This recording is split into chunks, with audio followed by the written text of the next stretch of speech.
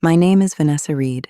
I'm 34 years old, and 14 years ago, my older sister told my entire family, our church, my friends, and even hospital staff that I lost my baby during childbirth while secretly arranging for my newborn daughter to be sold through a private, illegal adoption network connected to one of her wealthy clients. And for most of my adult life, I believed my child died before I ever had the chance to hold her properly, because that's exactly what my sister wanted me to believe. Even now, saying those words out loud feels unreal sometimes, because normal people cannot comprehend the level of manipulation required to steal someone's child, while standing beside them, pretending to comfort them through grief. But my sister Rebecca wasn't normal when it came to control, image, and money. She was the kind of woman who could cry convincingly on command, organize church charity drives on weekends, and destroy someone's life calmly behind closed doors without raising her voice once. I still remember the exact night everything happened because trauma freezes certain details permanently into your memory. It was November 18th, 2011, raining heavily outside St. Mary's Medical Center in Knoxville, Tennessee, and I was 20 years old, terrified, exhausted, and alone after a traumatic labor that lasted nearly 19 hours, while my boyfriend Tyler sat 3 counties away inside county jail after getting arrested in a bar fight 2 weeks earlier. Before I tell you what happened inside that hospital room, you need to understand something important about my family, because people always ask later how nobody noticed the truth. But manipulation becomes much easier when one person already controls the emotional structure of an entire family. After our parents died in a highway accident when I was 13, Rebecca practically became my guardian overnight despite being only 26 herself. And for years, everyone praised her constantly for sacrificing her youth to raise me, which created this untouchable, saint-like image around her where questioning her decisions felt almost immoral. She controlled finances, medical paperwork, school forms, church relationships, and eventually even most of my friendships, because she always framed her behavior as protection. By the time I became pregnant at 19 after dating Tyler for almost a year, Rebecca already hated him intensely, because unlike her wealthy professional social circle, Tyler came from a struggling construction family outside Maryville and openly challenged her controlling behavior around me. Looking back now, I think that was the moment she started viewing my baby less as a child and more as a threat to her control over my life. Throughout the pregnancy, Rebecca constantly pressured me about adoption, repeatedly telling me I was too young, financially unstable, emotionally immature, and incapable of raising a child properly. But despite the fear and uncertainty, I loved my daughter before she was even born. I painted stars on the nursery wall inside our tiny rental duplex. I saved money from diner shifts to buy baby clothes. I kept a notebook full of names and future plans. That baby was real to me long before I ever saw her face. But here's what I didn't know back then. Rebecca had already started communicating privately with a wealthy couple from Atlanta through one of her real estate clients months before I went into labor. According to records I would uncover 14 years later, she told them a desperate young mother was willing to surrender parental rights quietly in exchange for financial assistance and confidentiality. The horrifying part is she arranged everything while pretending publicly to support me emotionally through the pregnancy. Wait until you hear what happened the night my daughter was born, because honestly, that memory haunted me for years, even before I understood the truth behind it. After nearly 19 hours of labor, doctors suddenly rushed additional staff into the delivery room because my blood pressure dropped dangerously low during complications, and I remember flashes of bright overhead lights, nurses shouting medical instructions, Rebecca holding my hand while telling me repeatedly to stay calm, and then eventually waking up groggy several hours later, feeling physically empty in a recovery room while Rebecca sat beside the bed crying softly. The first thing I asked was whether my baby survived. Rebecca immediately broke down emotionally and told me my daughter didn't make it due to complications during delivery. I remember screaming so hard a nurse came running into the room while Rebecca hugged me pretending to grieve with me, and for years afterward I replayed that moment constantly wondering if somehow I failed my child before she even had a chance to live. But here's the detail that never fully made sense even back then. Nobody let me see the body. Rebecca claimed the hospital advised against it because of emotional trauma, and in my medicated, devastated state, I trusted her completely. Over the following weeks, she handled every document, funeral arrangement, and hospital conversation herself, while I spiraled into severe depression so intense that eventually doctors prescribed medication after I stopped eating properly and barely left my bedroom for months. Everyone around me believed I suffered a tragic miscarriage because Rebecca told the story so convincingly that nobody questioned inconsistencies. Church members brought casseroles. Friends sent sympathy cards. Even Tyler believed our daughter died because Rebecca personally called him crying while he remained locked inside county jail, unable to verify anything himself. What none of us realized was that my daughter was alive less than 300 miles away, living with another family under a completely different name. Over the next 14 years, I slowly rebuilt my life around grief that never fully healed, while Rebecca became more successful, wealthier, and respected publicly. But eventually, one teenage girl searching social media for answers about her adoption would accidentally uncover the truth my sister spent 14 years hiding. And when my daughter finally found me online, everything Rebecca built on top of that lie started collapsing instantly. The year after my daughter supposedly died felt like living underwater because everything around me became distant, heavy, and emotionally muted in ways I couldn't explain to people who tried comforting me, and honestly, I think part of my brain simply shut down to survive the grief because at 20 years old, I genuinely believed I failed my child before I even got the chance to become her mother. Rebecca controlled nearly every part of my recovery during those months, which at the time felt supportive, but later looked terrifying once I understood the truth behind it, because she scheduled my therapy appointments, handled insurance paperwork, filtered phone calls from relatives, and constantly repeated that I needed to move forward instead of reopening emotional wounds. Before I tell you how she slowly rewrote the entire story surrounding my daughter's death, you need to understand how manipulative people protect massive lies over long periods because they don't simply hide information. They actively shape emotional reality around the victim until questioning the narrative feels selfish, irrational, or even dangerous psychologically.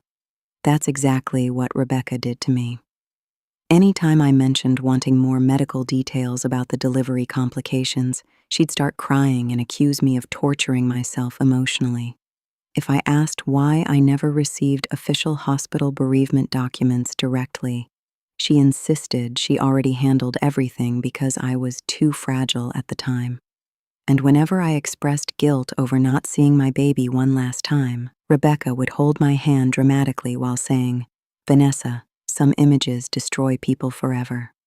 Looking back now, those weren't comforting statements.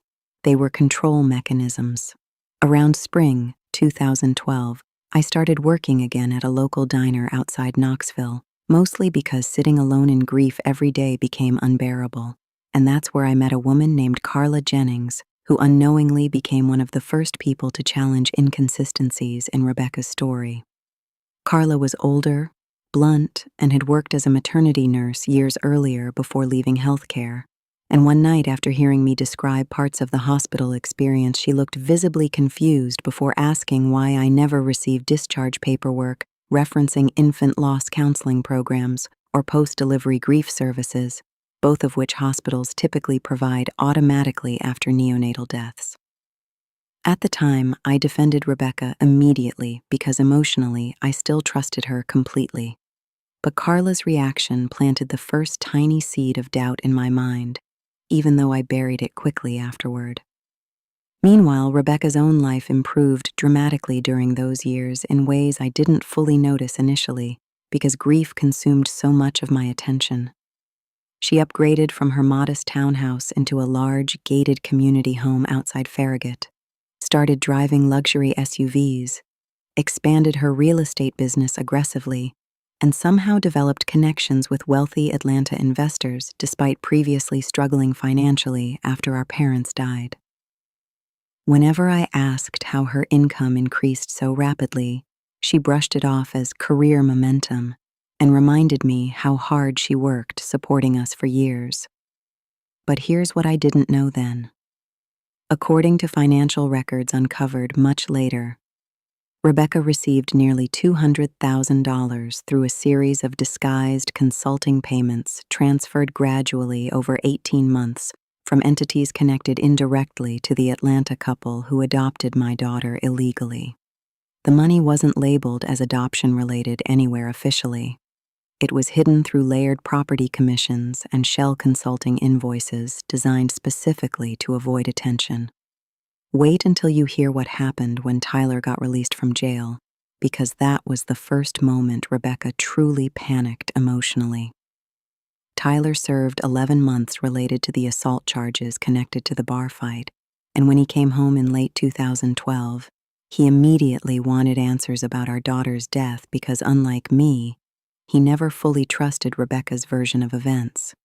He kept asking for hospital records, burial information, and legal paperwork connected to the death certificate.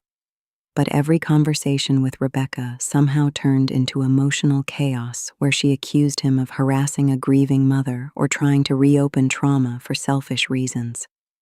At the time, I begged Tyler to stop pushing because emotionally I couldn't handle conflict anymore. But looking back now, I realize Rebecca became genuinely afraid anytime someone requested documentation instead of simply accepting her story emotionally. Eventually, Tyler and I drifted apart completely because grief changed us differently. He became angry and obsessive while I became numb and withdrawn, and by 23, I honestly believed motherhood itself was permanently stolen from my future emotionally. But despite everything, strange details continued bothering me quietly over the years. I never found a grave site connected to my daughter, despite Rebecca claiming she arranged private cremation due to medical complications. Certain dates surrounding the hospital stay seemed inconsistent whenever I retold the story. And most disturbingly, Rebecca refused repeatedly to discuss specific medical details about the delivery whenever conversations drifted too close to factual timelines. During one argument in 2015, after I mentioned wanting complete hospital records for therapy closure purposes, Rebecca snapped aggressively in a way I'd never seen before and shouted, "Why can't you just let the dead stay dead?" The sentence disturbed me deeply because it sounded less like grief and more like fear. Over time, I slowly rebuilt parts of my life, despite carrying unresolved pain constantly beneath the surface. I moved into apartment management work, developed close friendships with coworkers, and eventually started dating again cautiously, though relationships always became complicated whenever conversations turned toward children or family planning, because emotionally I still carried this invisible wound nobody around me fully understood. Then, in early 2025, 14 years after I was told my daughter died, I received a direct message online from a 16-year-old girl named Lily Harper containing one sentence that completely shattered the life I thought I understood. The message said, "I think you might be my biological mother, and I think your sister lied to both of us." I still remember the exact moment I opened Lily Harper's message, because trauma changes the way your body reacts to certain words forever.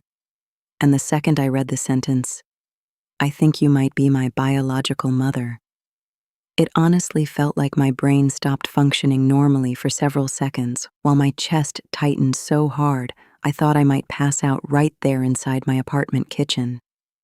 At first, I genuinely believed it had to be some kind of cruel mistake, scam, or internet prank, because no normal person jumps immediately from, "My baby died 14 years ago," to, "My daughter is alive and messaging me online."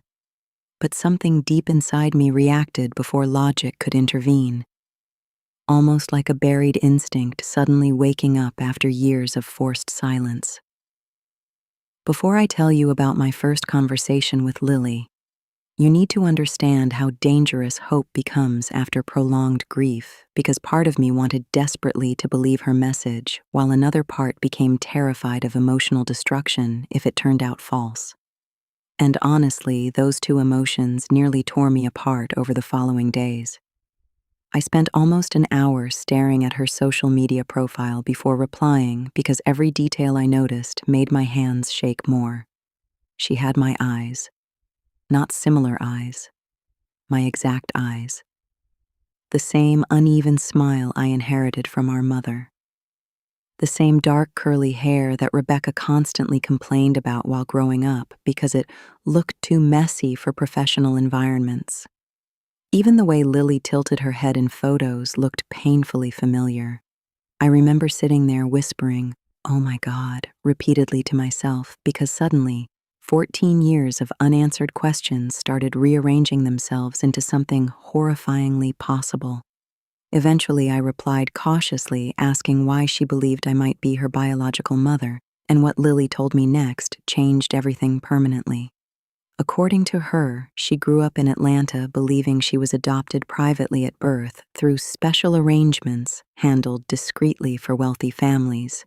But after her adoptive father died from a heart attack the previous year, tensions inside the family escalated badly, and during one argument, her adoptive mother accidentally admitted that parts of the adoption process weren't exactly legal. That confession triggered Lily's obsession with uncovering the truth about where she came from. Over several months, she secretly searched old paperwork, financial documents, and archived emails connected to the adoption, eventually discovering references to a Tennessee real estate agent named Rebecca Reed who arranged confidential placement services around November 2011. The second Lily said Rebecca's full name during our video call, I physically started crying because no coincidence on earth could explain that connection. But here's what truly destroyed me emotionally. Lily also found copies of original hospital intake forms listing a different birth name before adoption records changed officially afterward. That original birth name was the exact name I chose secretly for my daughter during pregnancy. Aurora Grace. I never told anyone that name except Rebecca. Wait until you hear what happened during our first video conversation, because honestly, nothing prepares a mother for discovering her dead child has been alive for 14 years.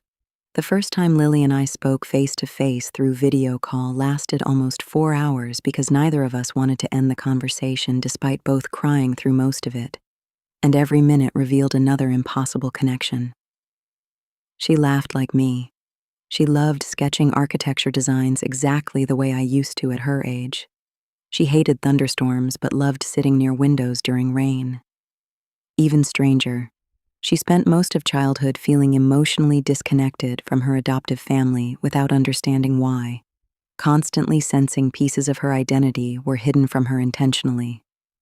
At one point during the call, Lily held up an old baby blanket kept secretly inside storage boxes after her adoptive father died. And the second I saw the faded yellow stars stitched into the corners, I completely broke down because I made that blanket by hand during pregnancy while working diner shifts at night. Rebecca told me the hospital donated all baby items after the supposed death. In reality, she handed them over with my daughter. Over the following weeks, Lily and I talked constantly while quietly comparing timelines, documents, and memories, and the deeper we looked, the uglier the truth became. Her adoptive parents, Daniel and Victoria Harper, were extremely wealthy Atlanta developers who struggled with infertility publicly for years before suddenly announcing a private newborn adoption in late 2011 under unusually secretive circumstances. According to archived financial records Lily accessed through her late father's office files, large sums of money moved through shell consulting businesses connected indirectly to Rebecca around the same period. The horrifying reality became impossible to ignore anymore. My sister didn't simply lie about my baby dying. She trafficked my child through a disguised illegal adoption arrangement for money. Around that same time, Lily admitted something else that shocked me emotionally. She said she initially contacted Rebecca months earlier asking questions about the adoption after finding her name repeatedly connected to old paperwork. But Rebecca denied knowing anything and aggressively threatened legal action if Lily continued spreading dangerous accusations. Hearing that made my stomach turn because even 14 years later, Rebecca's first instinct remained protecting herself instead of acknowledging the devastation she caused. But the most painful moment came during one late-night conversation when Lily quietly asked me, "Did you really want me?" I cannot properly describe how much that question hurt because for 14 years, my daughter grew up believing her biological mother willingly abandoned her, while I spent those same years grieving a child I thought died before I could love her properly. I told Lily everything then. About painting stars on nursery walls, about saving baby clothes, about choosing her name, about begging hospital staff to let me see her one last time. By the end of that conversation, both of us were crying so hard we could barely speak. Meanwhile, Rebecca had no idea the entire lie was already collapsing around her because Lily secretly recorded portions of their earlier phone conversations, preserved financial records connected to the adoption payments, and even located a retired nurse from St. Mary's Medical Center, willing to confirm irregular discharge procedures occurred the night my daughter disappeared officially from hospital records. 14 years earlier, Rebecca believed grief, power, and money would bury the truth forever. But she underestimated two things completely: a mother's instinct and a teenage girl determined to uncover where she truly came from. The deeper Lily and I investigated the adoption, the more terrifying the entire situation became, because what initially looked like one horrifying family betrayal slowly revealed connections to a much larger network of illegal private placements operating quietly between wealthy clients, medical insiders, and individuals willing to exploit vulnerable young mothers for profit. And honestly, there were moments during those months where I barely slept, because every new piece of evidence forced me to confront the reality that my daughter's disappearance was never some desperate, impulsive decision by Rebecca alone. It was organized, planned, facilitated by multiple adults who understood exactly what they were doing. Before I tell you what happened when I finally confronted Rebecca directly, you need to understand how emotionally destabilizing it feels. Learning your grief itself was manufactured deliberately because for 14 years, every breakdown, therapy session, medication adjustment, panic attack, and moment of self-blame I experienced originated from a lie designed intentionally to keep me emotionally weak enough not to ask questions. Once that realization hit fully, my sadness slowly transformed into something colder and more focused: anger. Around spring 2025, Lily secretly traveled to Knoxville for the first time without telling her adoptive mother, because by then our conversations had evolved beyond curiosity into something neither of us knew how to define emotionally yet. She wasn't just searching for biological information anymore. She wanted to know me. And honestly, I wanted the same thing despite constantly grieving the lost years between us. I still remember standing outside a small coffee shop near Market Square, waiting for her to arrive while my hands shook so badly I almost dropped my phone repeatedly. And when Lily finally walked through the door wearing jeans, a denim jacket, and nervous uncertainty across her face, my entire body reacted instantly in a way impossible to explain logically. Mothers know. Even after 14 years, even after lies, distance, and stolen identities, something inside me recognized her immediately before either of us spoke a single word. The hug lasted nearly a full minute because both of us started crying instantly in front of confused strangers inside the cafe. And honestly, that moment healed and destroyed parts of me simultaneously because while I finally held my daughter for the first time, I also realized exactly how much time was stolen from us forever. But here's the detail that changed everything legally.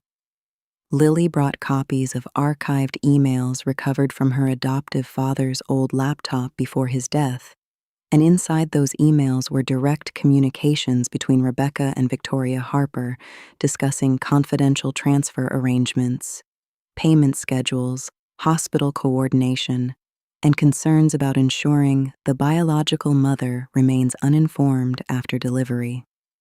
Reading those words felt physically nauseating because my sister didn't just lie under emotional pressure. She participated actively in planning the deception from the beginning. Wait until you hear what happened when we showed the evidence to investigators, because Rebecca's reaction exposed even more than we expected. Lily and I contacted attorney Melissa Grant, a specialist in family trafficking and illegal adoption litigation based in Nashville. And after reviewing the evidence, she became visibly alarmed almost immediately because, according to her, several elements of the arrangement potentially crossed state and federal criminal boundaries involving falsified medical reporting, unlawful custody transfers, fraudulent adoption processing, and financial concealment linked to vulnerable mothers under medical distress. Melissa explained carefully that proving criminal intent after 14 years would be difficult, but absolutely possible given the volume of documentation Lily uncovered, especially because Rebecca continued denying involvement even after direct evidence emerged. Over the next several weeks, investigators quietly interviewed hospital staff, reviewed archived discharge records, and traced financial transactions connected to the Harper family and Rebecca's consulting businesses. That process uncovered another devastating truth I never expected. During labor complications, I was heavily medicated after emergency blood pressure interventions, and according to one retired nurse later interviewed privately, Rebecca insisted repeatedly that I was emotionally unstable and unable to handle seeing the baby after delivery. In other words, she actively manipulated medical staff into limiting my access to my own child during recovery. The nurse also confirmed something that haunted me afterward. My daughter was alive and medically stable the entire time. Meanwhile, Rebecca started panicking once legal inquiries intensified because, unlike 14 years earlier, she could no longer control the narrative privately through emotional manipulation alone. She called me dozens of times over several days, leaving increasingly unstable voicemails ranging from tearful apologies to angry accusations that I was destroying lives unnecessarily. At one point, she even claimed she saved Lily from poverty and instability by arranging the adoption, which honestly revealed how deeply she justified her own actions psychologically. According to Rebecca, she genuinely believed wealthy parents could provide a better future than I ever could at 20 years old. Hearing her describe my daughter like some life decision she managed financially instead of a human being made me realize something horrifying. Rebecca stopped viewing me as family years earlier. She viewed me as a problem requiring control. Then came the confrontation that shattered whatever remained of our relationship permanently. In June 2025, Melissa arranged a formal mediation meeting in Nashville after Rebecca finally agreed to speak with attorneys present. And I will never forget walking into that conference room beside Lily while Rebecca sat waiting at the far end, looking older, exhausted, and strangely angry rather than remorseful. The second she saw Lily in person, her expression changed completely because, for the first time, the consequences of her decisions became real and visible instead of theoretical. Lily looked directly at her and asked one simple question. Did my mother ever agree to give me away? The silence afterward felt suffocating. Rebecca initially tried avoiding the question through emotional explanations about difficult circumstances and protecting everyone involved. But eventually, under pressure from documented evidence, she admitted the truth clearly for the first time. No, I never consented. My daughter was taken while I believed she had died. And once that admission entered the legal record officially, the entire foundation of Rebecca's life started collapsing faster than even she anticipated. Once Rebecca admitted during mediation that I never consented to giving up my daughter, everything changed legally, emotionally, and publicly with shocking speed, because until that moment, her attorneys still hoped to frame the situation as a morally complicated private adoption, handled improperly under emotional circumstances. But the second she acknowledged that I believed my child died while she arranged the transfer secretly for money, the entire case transformed from family conflict into something far darker involving fraud, coercion, and potential human trafficking violations. I remember sitting there in that Nashville conference room, barely able to process what I was hearing because for 14 years I questioned myself constantly, wondering whether grief distorted my memories or whether somehow I failed my daughter unknowingly. And suddenly the person responsible finally admitted I was never the problem at all.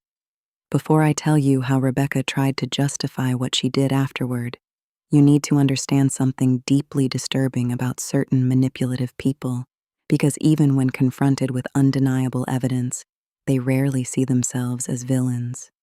Instead, they reconstruct reality emotionally until every selfish decision becomes necessary, protective, or for someone else's benefit.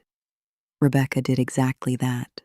According to her version of events, she convinced herself she was rescuing both me and the baby from a future of instability, poverty, and emotional chaos after Tyler's arrest and my difficult pregnancy complications. And the horrifying part was how calmly she explained it, almost like discussing a complicated business transaction instead of the theft of a human life. She claimed the Harper family offered opportunities, education, safety, and wealth I supposedly could never provide at 20 years old, while conveniently ignoring the fact that the decision was never hers to make. But here's what truly exposed her mindset. When Melissa asked why she continued maintaining the lie for 14 years instead of confessing later, Rebecca quietly admitted she became financially dependent on the payments and professional connections created through the arrangement, meaning my daughter's disappearance directly improved her own lifestyle, career network, and social status over time. Hearing that explanation made Lily physically leave the room crying, because until then part of her still hoped Rebecca acted out of desperation or emotional panic rather than calculated self-interest. Wait until you hear what investigators uncovered next, because the scale of the deception became even worse than we imagined. During financial tracing connected to the adoption arrangement, forensic accountants discovered Rebecca facilitated at least 3 additional private placements between vulnerable mothers and wealthy couples over a 6-year period through overlapping real estate clients, medical referrals, and shell consulting payments disguised as unrelated business transactions. In other words, my daughter was not the only child affected. The moment that information surfaced publicly, state investigators expanded the case immediately, while several media outlets across Tennessee and Georgia started reporting details aggressively, because the story combined illegal adoptions, family betrayal, hidden payments, and medical deception involving affluent social circles. Suddenly, reporters surrounded Rebecca's office regularly, clients abandoned her business, and church organizations that once praised her publicly began distancing themselves overnight. Watching her carefully built image collapse felt surreal because for most of my life, Rebecca controlled how everyone perceived reality around her, yet now facts moved faster than manipulation ever could. Around the same time, my relationship with Lily deepened in ways neither of us expected emotionally, because after years of feeling disconnected from pieces of ourselves, we suddenly found comfort in ordinary moments together that should have existed naturally all along. We spent afternoons looking through old family photographs. I taught her recipes our mother used to make before the accident. She showed me sketches, music playlists, and embarrassing childhood stories from school. Sometimes we laughed for hours, and other times grief hit both of us unexpectedly over tiny things like realizing I missed her first steps, birthdays, school performances, and every important milestone growing up. One evening, while sitting beside the Tennessee River downtown, Lily admitted something that broke my heart completely. She said throughout childhood she always felt borrowed, like pieces of her identity belonged somewhere else emotionally, even though her adoptive parents treated her well materially. Hearing that made me realize how deeply children sense hidden truths adults think they conceal successfully. But the most devastating confrontation happened weeks later when Tyler re-entered the situation unexpectedly after learning through news coverage that our daughter survived. I hadn't spoken to him properly in nearly a decade, yet suddenly there he was standing outside my apartment looking older, rougher, but emotionally shattered after discovering he spent 14 years grieving a child who never died. At first, I honestly didn't know how to face him because our relationship collapsed under grief long before either of us understood the truth. But the second Lily met him privately, the resemblance between them emotionally became undeniable. Same nervous laugh, same stubborn posture, same habit of talking with their hands while emotional. Tyler cried openly during that first meeting and kept apologizing for not fighting harder against Rebecca years earlier, while Lily simply hugged him quietly because all three of us understood something painful simultaneously. Rebecca didn't just steal a baby, she destroyed an entire family before it ever had the chance to exist properly. Meanwhile, legal pressure against Rebecca intensified rapidly after investigators secured archived hospital communications proving she deliberately misrepresented my medical state to staff after delivery, and once former nurses started cooperating publicly, additional inconsistencies emerged involving discharge timing, falsified grief counseling records, and missing chain of custody documentation connected to the newborn transfer. By late summer 2025, prosecutors were seriously considering criminal charges, while civil lawsuits expanded across multiple states. But despite all the legal chaos unfolding publicly, the moment that affected me most came quietly one night when Lily fell asleep on my couch after we spent hours talking about everything we lost. And as I covered her with a blanket, I suddenly realized something overwhelming. For 14 years, I thought motherhood had been stolen from me completely. In reality, it had simply been delayed by someone who underestimated how powerful truth becomes once the people it separated finally find each other again. By autumn 2025, the investigation surrounding Rebecca had expanded so dramatically that what started as one family tragedy evolved into a multi-state criminal inquiry involving illegal adoption facilitation, fraudulent medical reporting, financial concealment, and potential trafficking-related violations tied to wealthy private networks operating quietly for years beneath the appearance of legitimate consulting and real estate relationships. And honestly, there were days where I felt emotionally detached from reality, because every news article, courtroom filing, and investigative update forced me to relive the fact that my daughter's entire identity had been stolen while I mourned her death publicly. Meanwhile, reporters camped outside Rebecca's office building almost daily. Former clients deleted public photos with her online, and church leaders who once described her as selfless suddenly acted like they barely knew her at all. Before I tell you what happened during the first public hearing, you need to understand something important, because this became one of the hardest emotional truths for me personally. Exposing someone publicly does not automatically heal the damage they caused privately. Even while Rebecca's life collapsed around her, I still woke up some mornings grieving 14 years of lost motherhood that no legal victory could ever fully restore. Lily struggled too, in ways people outside the situation rarely considered, because although she finally learned the truth about her origins, she also had to emotionally reconcile two conflicting realities simultaneously. Her adoptive parents genuinely loved her in many ways, yet her entire adoption existed because another woman stole her from the mother who wanted her desperately. That contradiction created enormous emotional confusion for her, especially regarding Victoria Harper. who initially denied knowing the arrangement was illegal, but later admitted privately she suspected Rebecca manipulated parts of the situation surrounding my supposed infant loss. According to Victoria, Rebecca repeatedly insisted I was unstable emotionally, financially incapable of parenting, and willing to disappear from the situation quietly. Hearing those descriptions of myself made me physically sick because they sounded nothing like who I actually was at 20. But that's how Rebecca operated.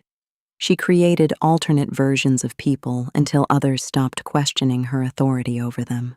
Around that same period, Tyler slowly became part of Lily's life too, though carefully and awkwardly at first, because 14 years of separation creates emotional distance no biological connection instantly fixes. Yet despite the discomfort, there were moments where I caught them laughing together over the same sarcastic jokes or arguing playfully with identical stubborn expressions. And every time it happened, I felt this strange mixture of joy and grief because I realized how many natural family moments Rebecca stole from all of us permanently. Wait until you hear what happened during the preliminary hearing, because that was the moment Rebecca finally lost control publicly in a way she never recovered from afterward. The first major hearing took place inside Davidson County Criminal Court in Nashville during October 2025. And by then, the case attracted massive attention due to leaked evidence involving concealed payments, altered hospital procedures, and additional questionable adoptions tied indirectly to Rebecca's business contacts. Walking into that courtroom beside Lily felt surreal because 14 years earlier I entered a hospital believing my daughter died, while now we sat together holding hands preparing to hear prosecutors describe publicly how she was taken from me instead. Rebecca arrived surrounded by attorneys wearing a cream-colored designer suit and carefully styled makeup clearly intended to project calm professionalism despite everything happening around her. But the second prosecutors displayed financial transfer records connecting her directly to adoption-related payments. I watched the confidence leave her face completely for the first time in my life. Then came the testimony that shattered the courtroom emotionally. Retired nurse Angela Morris, the same nurse who previously spoke with investigators privately, testified under oath that Rebecca repeatedly interfered with postpartum communication after my delivery, falsely describing me as emotionally unstable and insisting staff minimize contact between me and the newborn because attachment would worsen the trauma. Angela also confirmed she personally saw my daughter alive, healthy, and transferred into private care arrangements hours before Rebecca informed me the baby died. Hearing those words publicly nearly destroyed me emotionally because suddenly strangers inside that courtroom heard confirmation of the exact moment my motherhood was stolen while I lay medicated and powerless in a hospital bed, trusting the wrong person completely. But the most shocking moment happened unexpectedly during cross-examination when Rebecca's attorney attempted portraying her actions as misguided attempts to protect a vulnerable teenage mother from difficult circumstances. And instead of remaining calm, Rebecca suddenly interrupted proceedings herself. She stood up emotionally and shouted that nobody understood how hard she worked raising me after our parents died, how much responsibility she carried alone, and how ungrateful I became after everything she sacrificed. The courtroom went silent because beneath years of polished manipulation, Rebecca finally exposed the resentment driving everything underneath. She didn't view me as a sister anymore. She viewed me as a burden she believed entitled her to control. Prosecutors later described that outburst privately as catastrophic because it destroyed remaining sympathy arguments her legal team hoped to preserve. After the hearing, Lily and I sat together inside my car for nearly 30 minutes without speaking, because emotionally the entire day felt overwhelming beyond words. And eventually, Lily quietly asked something that stayed with me afterward. She asked, "Do you think she ever loved us at all?" I thought about that question for a long time because honestly, I don't believe Rebecca lacked love entirely. I think she confused love with ownership, sacrifice with control, and protection with power. Somewhere along the way, she stopped seeing people as individuals with rights and emotions separate from her own needs. And once someone reaches that mindset, they can justify almost anything if it maintains control over the life they want. Meanwhile, public support around our case exploded online because thousands of women started sharing their own stories involving coerced adoptions, manipulative relatives, falsified medical narratives, and family secrets hidden for decades. It honestly shocked me how many messages arrived from mothers saying they recognized pieces of their own experiences in mine. But despite everything happening publicly, the moment that affected me most came quietly later that evening after Lily stayed over at my apartment again.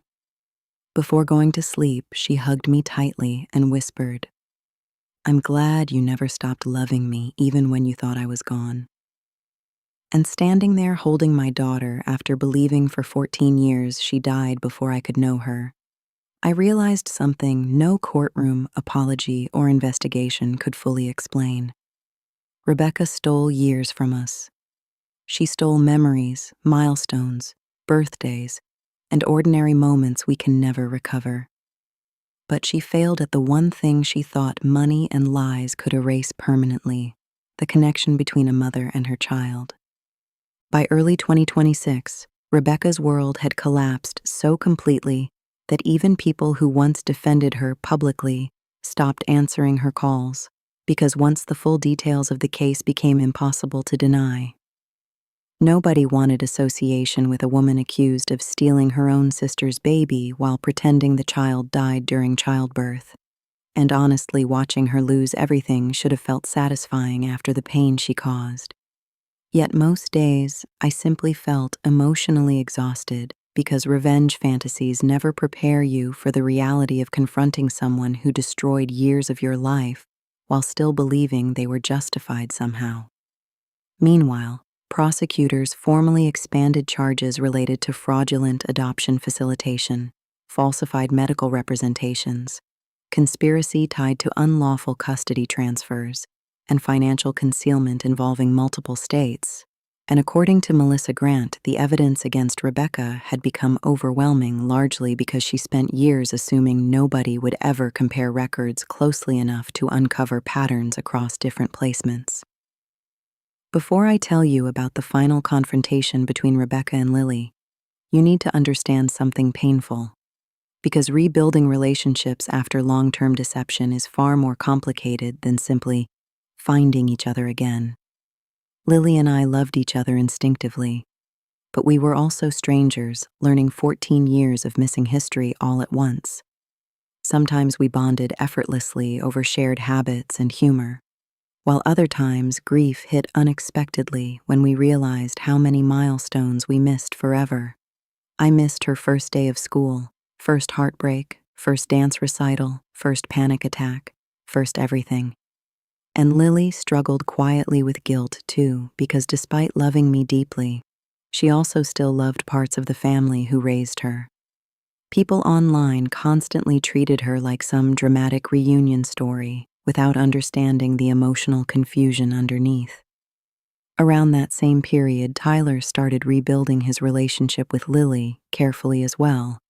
And one evening, while the three of us cooked dinner together in my apartment kitchen, laughing over burned garlic bread and terrible music choices, I suddenly had to walk into the bathroom alone because grief hit me so hard I couldn't breathe properly for a minute. Not because I was unhappy, because I finally saw the life we should have had all along if Rebecca never interfered.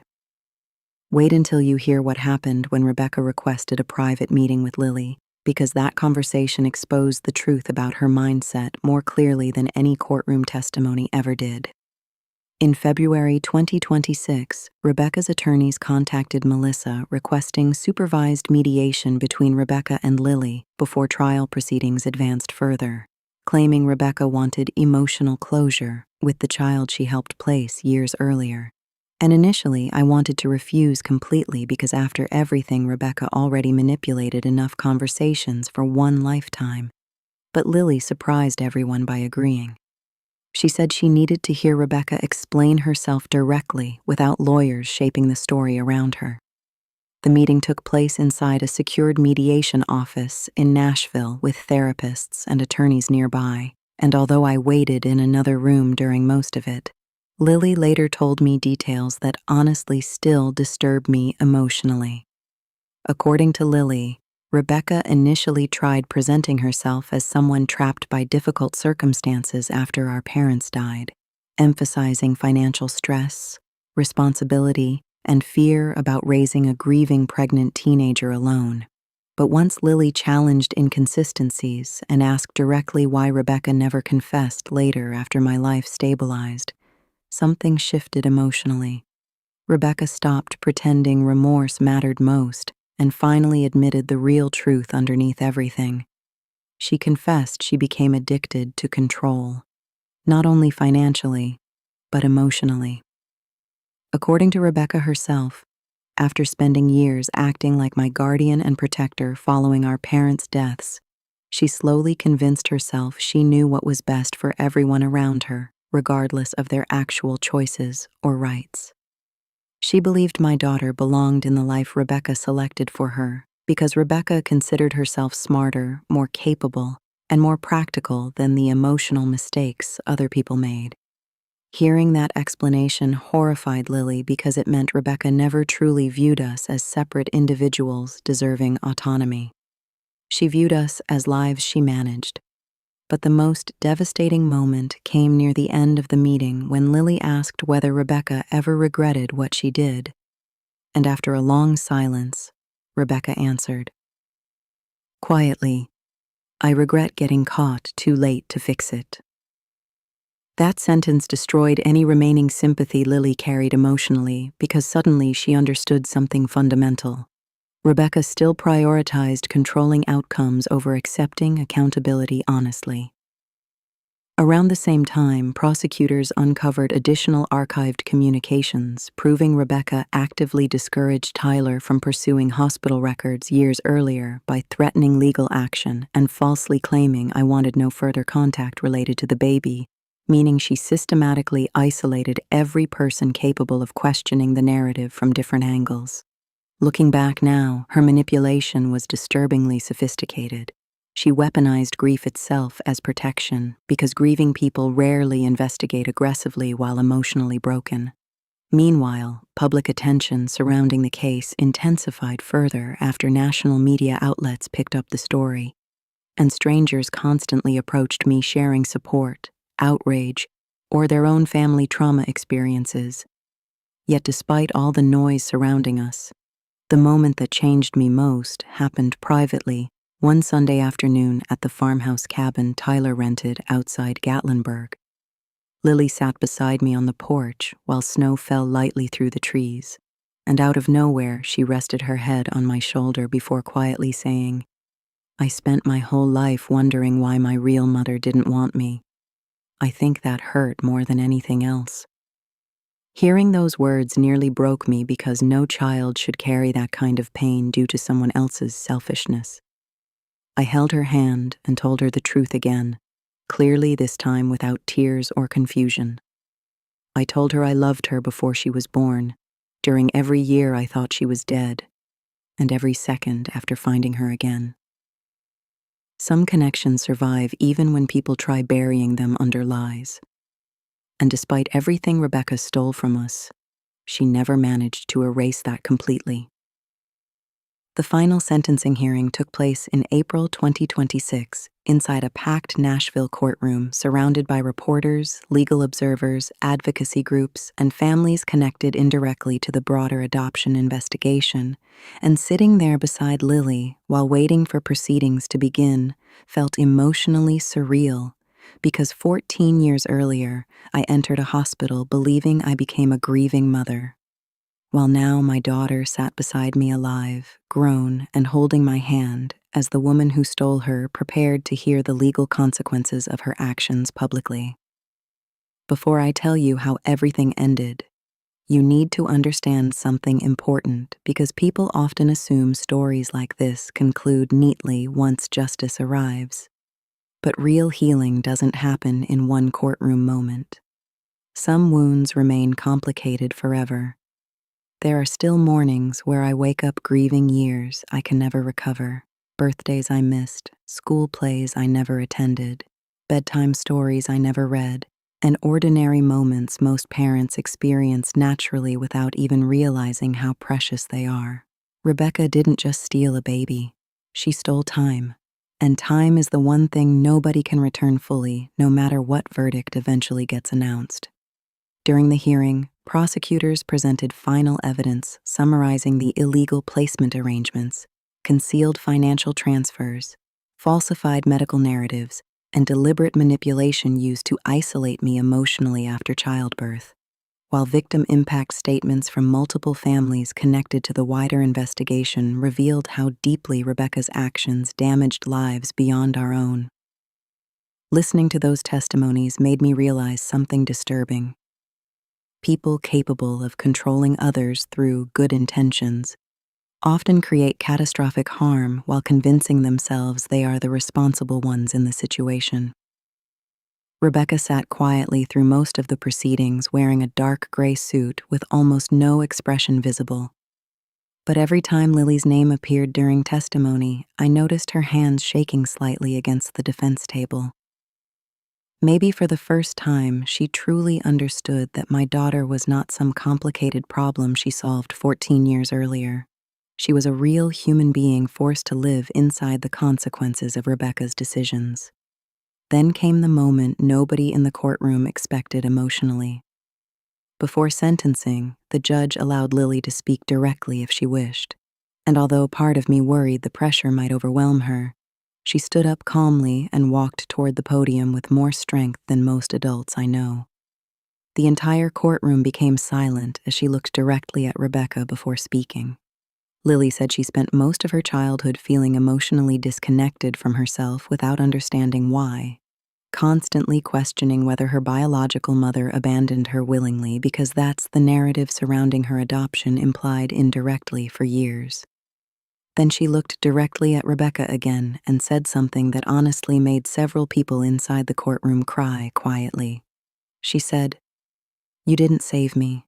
You stole me from someone who loved me."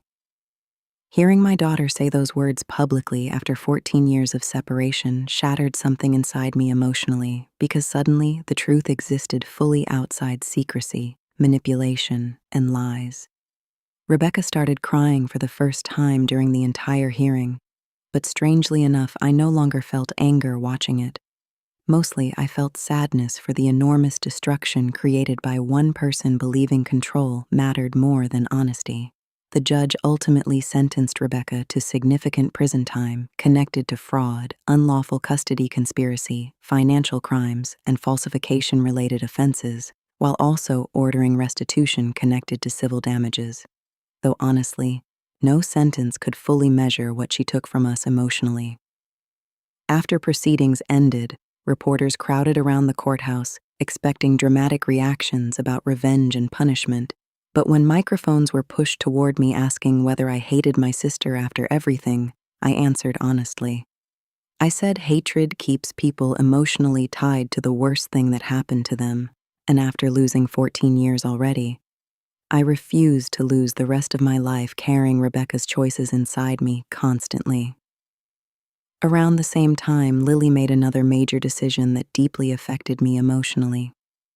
After months of therapy and difficult conversations, she legally restored her original birth name as part of her identity while still maintaining connection with pieces of her adoptive life that genuinely mattered to her, and watching her reclaim parts of herself freely instead of being forced into. One version of reality felt incredibly powerful because for the first time nobody else controlled her story anymore. Tyler eventually moved closer to Knoxville too, and although none of us pretend the lost years disappear magically, we slowly started building something real together through ordinary routines instead of dramatic emotional moments. Family dinners, movie nights, long drives through the Smoky Mountains. Tiny everyday experiences most people take for granted. Honestly, those ordinary moments became the most healing part of everything because they reminded us life still existed beyond grief and betrayal.